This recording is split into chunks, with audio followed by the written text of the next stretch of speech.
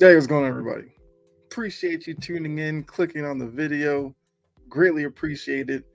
So, today, gotta talk about the Atlanta Hawks. You guys know, born and raised in Boston, living in Atlanta now, been here for a few years. So, I do pay attention to what's going on with Atlanta. Now, the Hawks, I was sitting there, Mother's Day, like all of you. I guess it's a bit late, but happy belated Mother's Day. Haven't done a video since then. The draft lottery came on. The Hawks had what, a 3% chance of getting the top pick. They defy all odds, get the number one pick. You see Landry Fields here, who is the GM. Pretty sure that's his title. So yes, you get the number one pick. You have all of that excitement and celebration. Although a lot of people say that this year's draft is a weak draft, maybe that's kind of synonymous with the fact that the Hawks get the first pick. But that doesn't mean they can't still get a good player. I just feel like they're saying that with this year's draft seemingly going to be maybe an international type of vibe to it, which once again, I don't have a problem with it. But just because, like I said, you get the number one pick, I feel like the Hawks are gifted an opportunity to do something that I've been asking them to do for a couple of seasons now. I'm going to get into that in this video about how I feel like they should go forward with the roster that they currently have. I'm not going to get into necessarily draft prospects right now because, to be honest with you, I don't know a lot about the international players and guys like that. I'll say that for another video. But let's just get right down to it. Them getting the first pick in the draft should signify the end of the Trae Young era. I know some Hawks fans don't want to hear that, but got to be honest with yourself, right? The journey begins draft night, the draft night trade, Luka, and then Trae Young, Dallas and Atlanta. Since then, I didn't agree with it on draft night. I still don't agree with it, even though Luka has, his own issues. I'm not gonna say Luka's a perfect player, but I would rather have Luka right now than Trae Young. But like I said, not necessarily a Luka video. Trae Young's 25, is gonna be 26 next season. And once again, I know 3 years ago they were in the Eastern Conference Finals. Great. Once again, told you back then, don't think that's the norm or what you should expect. When you're being led by Trae Young, he's an undersized guard. He plays pretty much on the ball, on the perimeter. Don't think that's a recipe for success in the Eastern Conference or necessarily in today's NBA. They've tried different guys as his running mate. Nothing seemed to work. He would have good regular seasons. He's averaging like 26 and 10 the past 3-4 seasons. Great numbers. But gets to the playoffs, faces physical teams, whether it's Miami Heat, Boston Celtics, can't get by them. Teams that can switch on him, put bigger defenders on him that can stick with him, he becomes less effective. So they brought in Dejounte Murray. They've tried that for a couple of seasons now. I just think with Trae Young as your number one guy, there's just a ceiling to how far you can go. And most teams, you would like to think, are in the business of winning titles. So I just think where the Hawks are right now, you're going to be bringing in a number one pick that's going to need probably a couple of years. Trae Young is 26. He's still young, but I just don't think there's really a space for him in Atlanta anymore. We know his issues defensively, even though this year a lot of people are talking about, he's trying defensively and everything like that. It was still his worst season in terms of defensive rating. I believe his defensive rating this season was 120. which is the worst of his career. It's been kind of trending that way the past couple of years. He was like 118 last year, 117 the year before.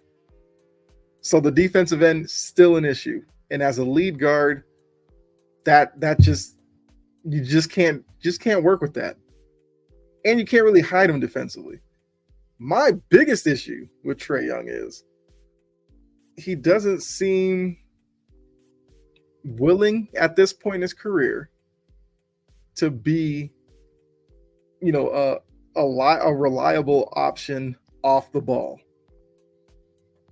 And speaking of Luka has a little bit of this as well. When they're off the ball, they seem kind of checked out. And plus the fact that you've paired him with Dejounte Murray. Murray's another guy that is effective on the ball as well. Now, Murray can play a little bit off the ball, but the problem is Murray's perimeter shooting isn't his best quality. And that's kind of the reason why I'm like, move Trae Young now, even though I know Dejounte Murray's 2 years older. Dejounte Murray is going to be 28 next season. I just think Dejounte Murray as a bigger lead guard, longer wingspan, better defender, I think the Hawks would be better off. And I'm looking like, 4 or 5 years down the line. Because that's the way, if you're operating the NBA front office, that's kind of how you're thinking. A few seasons ahead. So I would move Trae Young in the offseason, whether it's draft picks, young players. The Hawks, with this first pick, look to hit the reset button.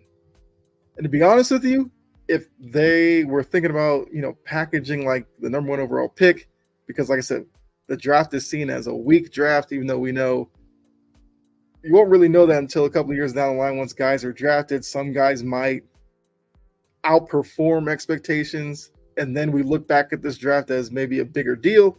But if they feel the same way, if you have to package Trae Young with the first pick to get, I don't know, some young budding star, do it. Might not be a popular opinion, but that's just how I feel. And you let me know in the comment section if you agree. I'm not here to tell you that your opinion is wrong. We'd love to hear from you.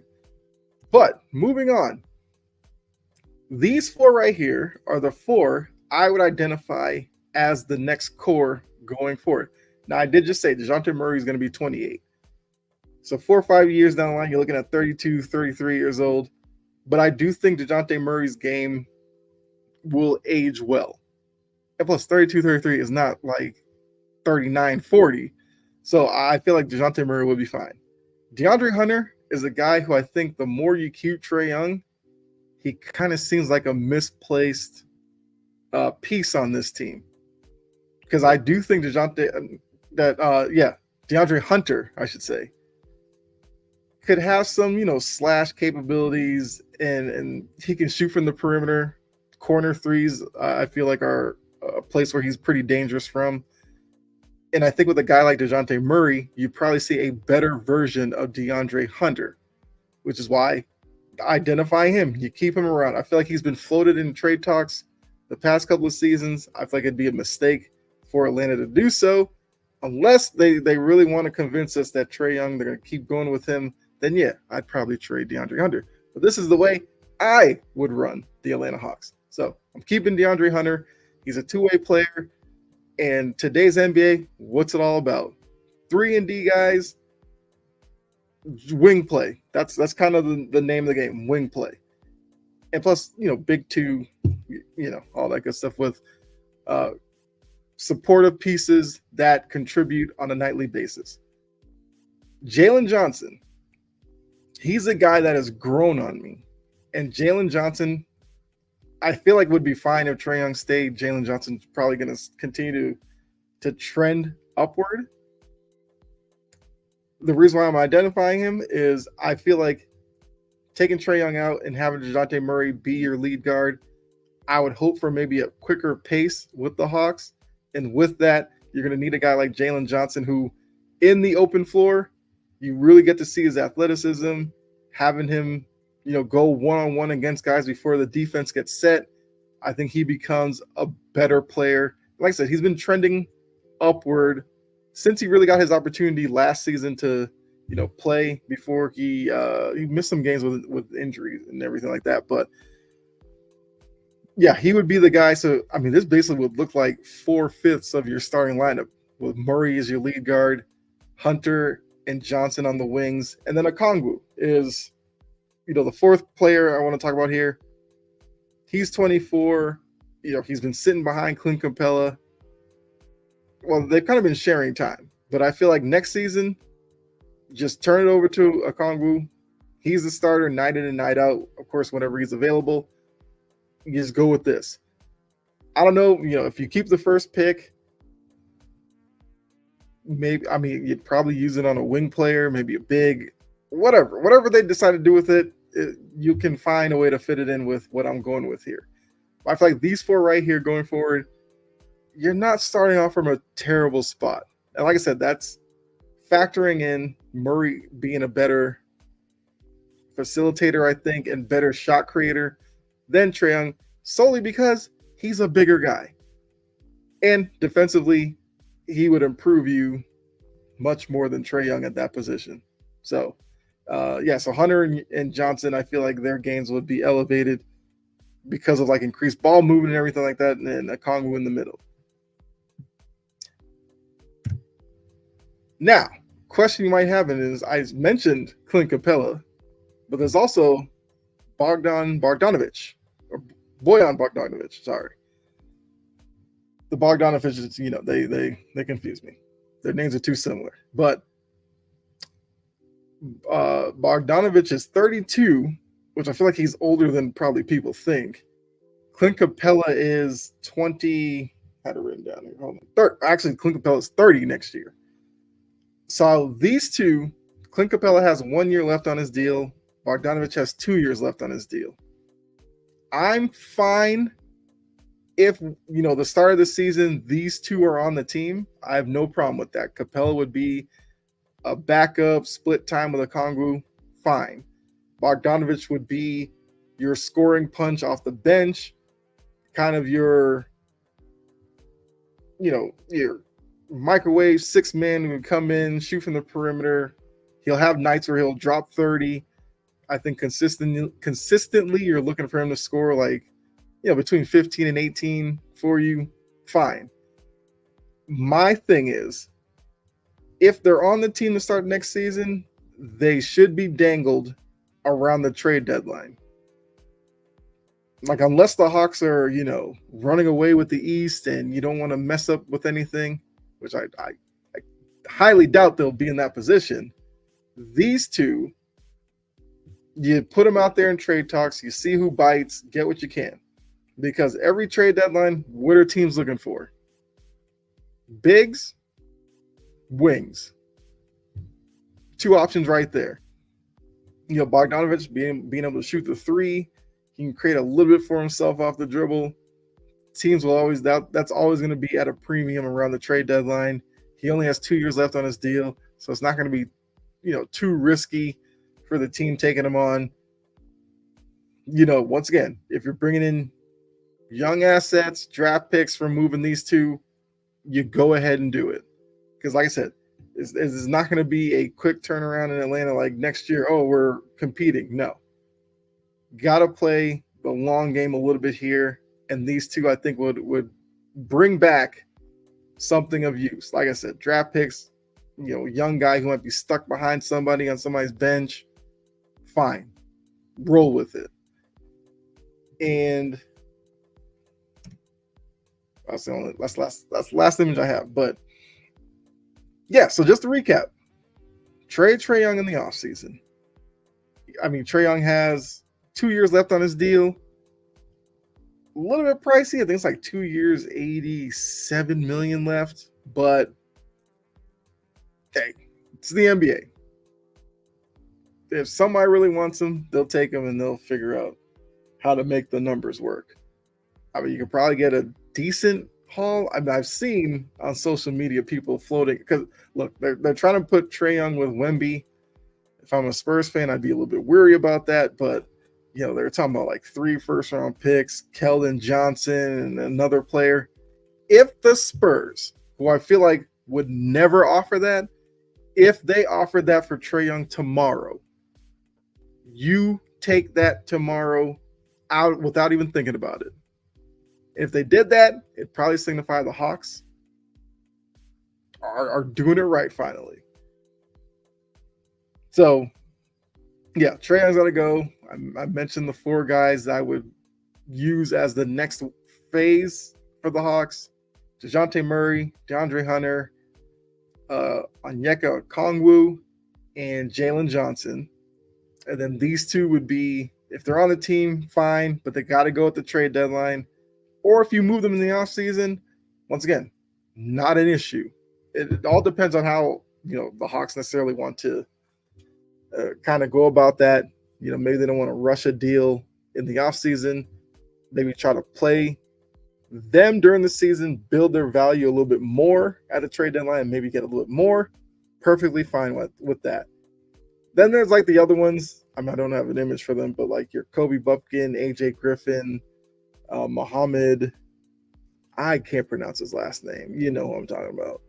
Those 3, they're each around for like at least 2 years, club options and all that kind of stuff. Yeah, you can use them to fill out your bench, no problem. I would like to see maybe something from AJ Griffin. They took him, I think, in the lottery. He was touted as like a really good 3-point shooter and everything like that. Haven't really seen that with him so far, but like I said, it's a new day for the Hawks, as long as Trae Young is going out the door. So yeah, let me know what you think. Do you agree with my point of view on like moving on from Trae Young now, and this being the perfect opportunity with getting that first pick in the NBA draft? As you can see, the socials are here up on the screen. Greatly appreciate, following me on the ones that you use. Probably will have another video for you later today, but also got a new page over on Facebook for the podcast. So make sure that you check that out, like the page, follow it. Facebook rules, had to do it in order for me to go live. That's why I haven't really gone live with any watch alongs yet. Got to build the page up before I can.